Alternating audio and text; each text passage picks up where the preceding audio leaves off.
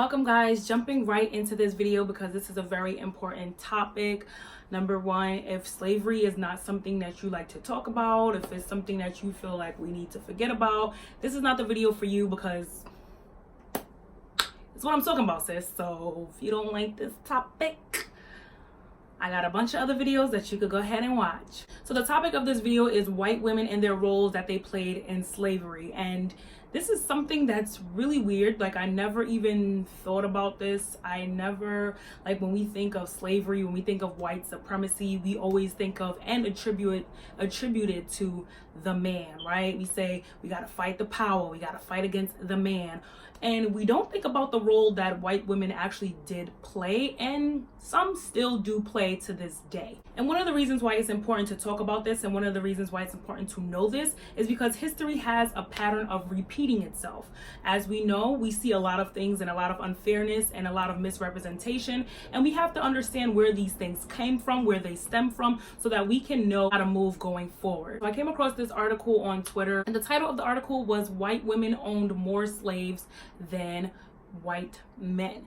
And the article caught me by surprise, and I started reading on it. And like I said in my other video, I've just been doing research ever since, because this is something, like I said, that I've never seen, I've never heard about it. It's something that's definitely not portrayed in the media, right? We all have seen slave movies, we all have been taught this from young, but we never hear about the role of white women. In fact, from my perspective, from what I've seen, what I've gathered, what I've learned thus far, white women have always been portrayed as these docile, submissive, kind-hearted, homemaker, sweet Christians who are often the allies and often the saving grace of the black slaves, when in fact, girl, that ain't the tea, sis. So have a seat. Y'all know I come through with the looks, the tea, and the facts. This video gonna be all facts right now. Buckle your seatbelt. I'm about to make some of y'all mad, but it's all right. We're gonna get through this. So I just bought a book on the books app for $15, and it's called They Were Her Property, White Women as Slave Owners in the American South by Stephanie E. Jones Rogers. Started reading this book. I'm already like 30 pages in, and girl, I was like, nah sis. But you know what, it makes so much sense, and I see a lot of the qualities of their ancestors. I see a lot of it repeated today, and I stay quiet and I sit back and I don't say nothing, but it's just so good to know and to have knowledge and to know where these characteristics, where these personality traits, where they come from. They've been doing this for centuries.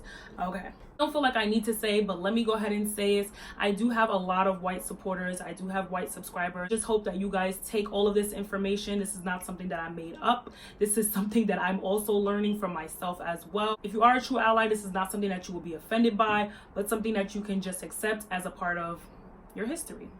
Learning that white women owned more slaves than white men, I also learned that a lot of these slaves were inherited to them. A lot of these slaves were gifted to them. And a lot of these white women, kind of like what we hear about a lot of, a lot of women who marry wealthy men, and all of a sudden these healthy guys are now dead and they gain the insurance money. A lot of these white women did the same thing. They would kill their husbands so that they can gain slaves and gain financial increase. The white women's role has been underrepresented when it comes to slave ownership, but yet overrepresented when it comes to the civil rights movement. You see them fighting and saying, yes, we want equality, when in fact, a lot of suffragists did not want black people to have the right to vote. In fact, it was kind of like a little race, and many of them were upset about the 15th Amendment happening before the 19th Amendment. You have to understand, you have to think about it in a time where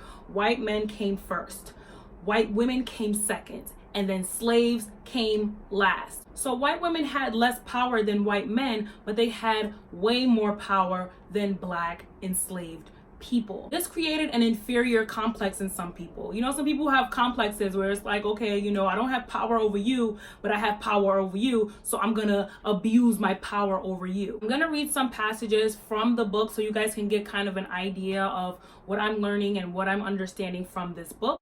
In 1859, after touring the antebellum South, the journalist and New York Tribune editor James Redpath attempted to explain for his readers why white Southern women opposed emancipation. He believed that their sentiments were tied to a lifetime in doctrine, reared as they were under the shadow of the peculiar institution. Slavery was increasingly praised and defended virtually everywhere they went by everyone they knew and in most of the publications they read.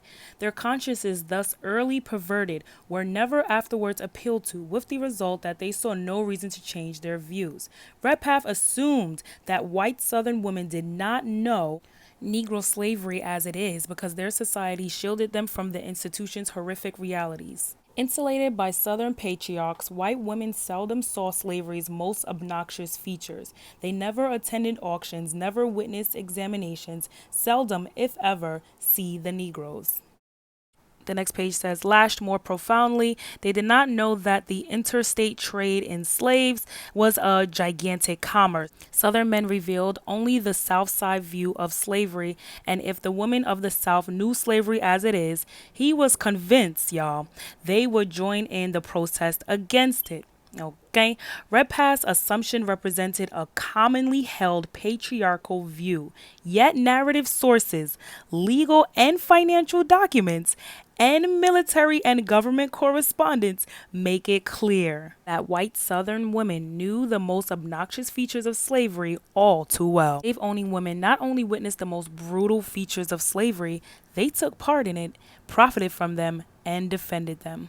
I think it's just so interesting how white men, they always protected their women, even though they know that their girl was right there by their side, killing and hanging and massacring and raping these people. Their girl was right there by their side. They will still say, oh, it's not her fault. She didn't know. She wasn't aware of it. She wasn't there. She was at the home. You're not dead ass. White women were 100% complicit. They were partners in crime, okay? And should be narrated as such. And people don't understand how this all comes full circle, because if you think about it, even to this day, when you think about the stereotypes between races, even between skin complexions, the closer you are to whiteness, people think you're what? You're sweet, you're docile, you're submissive, you're more feminine, you're more kind. I don't like women with my complexion. I like light-skinned women. I want you to be lighter than me. I love African-American women, but I just don't like my skin complexion. Okay. Well, I like your skin complexion. We too gutter. Black people, my complexion, we too gutter. Light-skinned women, they most sensitive, There's some dark-skinned women out here sensitive. No, they too tough. They too tough. Light-skinned women, we could break them down more easy, you know what I'm saying? If you're closer to darkness, you're what? You're aggressive, you're angry, you're poor, you lack intelligence, you have an attitude. This is essentially where all of these things began. And a lot of people don't like to go back into history, and people, oh, why y'all always talking about slaves, and why y'all talking about history, and why y'all talking about this? Because the same things that we complain about today, where y'all think it came from. Like, as I'm reading and as I'm learning more and doing more research, I'm just like, wow, that's so crazy. Like, when I think about every single movie, the lighter skinned girl, the whiter girls, the biracial girls, they're the sweet ones, they're the pretty ones, they're the innocent ones. Even after the civil rights movement, when it came to people like Emmett Till, the white women will completely make up false narratives, false stories to the police and get these innocent black men killed because they know the power that they have. One white woman's life is worth 1 billion black enslaved or not enslaved people. They literally did not see black men and black women as humans. They saw us as animals. They saw us as objects. They saw us as workers. They saw us as property. And today, 2019, 2018, 2017, we still have these barbecue Beckys. We have these sidewalk Patties. We have these women who still, I told y'all in one of my other videos, I said, you were in your great-grandmother's stomach. So her experiences were your experiences. Her traumas were your traumas. Her victories were your victories.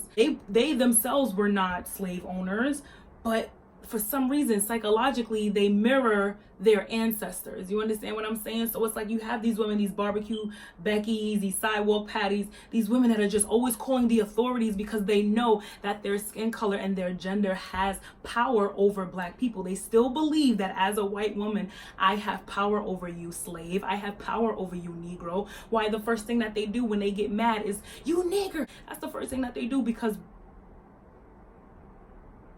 historically, that's what they've experienced. Like I said, this is all new news to me. This is something that's like clearly, blatantly in my face, but I never made the connection. Ow, my nails.